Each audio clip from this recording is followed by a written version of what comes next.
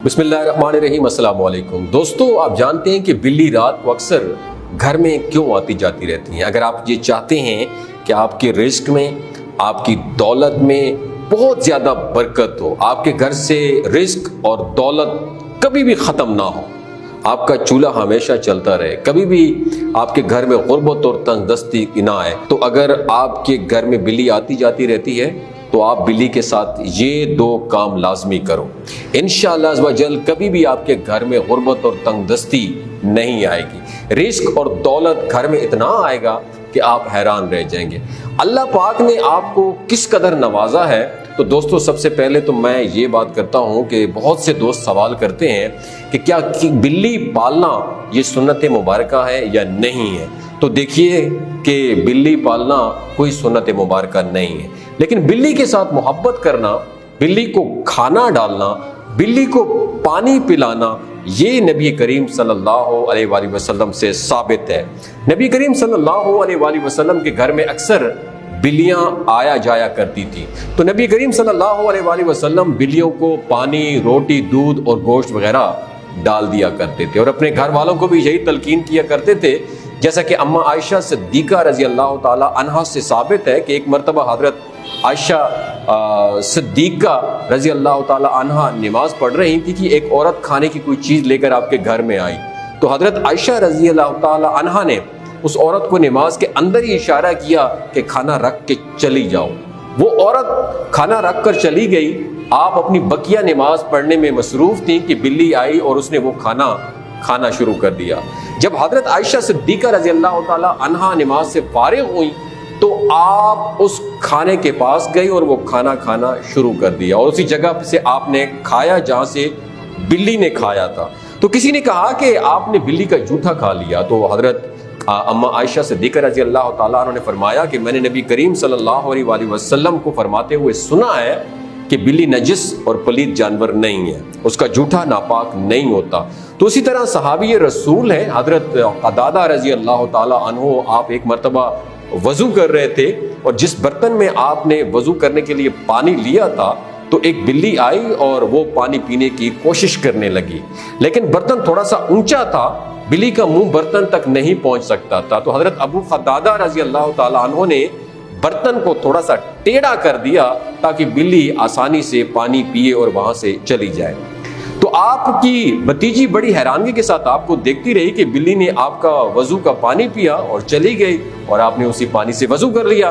तो आपने कहा कि नबी करीम सल्लल्लाहु अलैहि वसल्लम को ये फरमाते हुए मैंने सुना है कि बिल्ली नजिस और पलीद जानवर नहीं है, ये तुम्हारे घर आने जाने वालियों में से एक है, तो बिल्ली पलीद जानवर नहीं है। अगर कोई बंदा पालना चाहे तो बिल्कुल पाल सकता है, लेकिन पालने की शर्त यह है कि बिल्ली के खाने पीने का लिहाज जरूर रखा जाए। जिस तरह हदीस मुबारका में आता है कि एक औरत को इसलिए जहन्नुम में डाला गया था कि उसने एक बिल्ली को बांध दिया और उसे खाने को कुछ भी नहीं दिया, तो बिल्ली भूख की वजह से मर गई।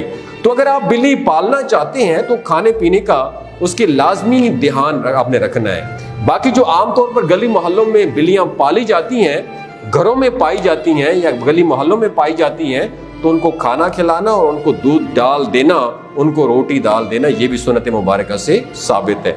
हजरत बाबा फरीद रहमतुल्लाह अलैह फरमाते हैं कि घर में आने जाने वाली बिल्लियों को इस नीयत से खाना डालो कि वो बिल्लियां आपके लिए दुआ करें। तो वजीफा ये है कि जब भी आपको बिल्ली नजर आए, कोई ऐसी बिल्ली जो आपके घर में आती जाती रहती है, तो जब भी आपने उससे खाना डालना है तो आपने रोटी हाथ में पकड़ लेनी है, गोश्त, दूध जो भी बिल्ली शौक से खाए, आपने एक मरतबा दुरूद पाक पढ़ना है और 11 मरतबा या अल्लाह या रज़ाक हो, और आखिर में फिर एक मरतबा दुरूद शरीफ पढ़ना है और उससे खाने पर फूंक आपने मारनी और वो बिल्ली को खिला देना है। इंशाअल्लाह जो भी बिल्ली आपके घर से खाना खाएगी वो आपके रिस्क के लिए लाजमी दुआ करेगी। तो जानवर खुश होके जिसको भी दुआ देते हैं उसके घर का कभी भी चूल्हा बंद नहीं होता, कभी भी उसके घर से रिस्क खत्म नहीं होगा। एक और अहम सवाल जो पूछा जाता है कि बाज़ औक़ात गली मोहल्लों में ऐसी बिल्लियां पाई जाती हैं जो तंग करती हैं। मिसाल के तौर पर आप मुर्ग पालने के शौकीन हैं, बतख वगैरह पालने के शौकीन हैं, जो उनके बच्चे होते हैं, जो चूजे होते हैं, तो बिल्लियां आती हैं उनको खा जाती हैं। अब आपको गुस्सा भी आता है, या सम टाइम ऐसे होता है कि जिन घरों में फ्रिज वगैरह नहीं होती वो بلیاں دودھ پی لیتی ہیں، تو باہر دودھ رکھ دیتے ہیں اور بلیاں آتی ہیں اور دودھ وغیرہ خراب کر کے چلی جاتی ہیں۔ تو بہت سے لوگ بلیوں کی وجہ سے زیادہ پریشان ہوتے ہیں اور ان کو وہ تنگ کرتی ہیں۔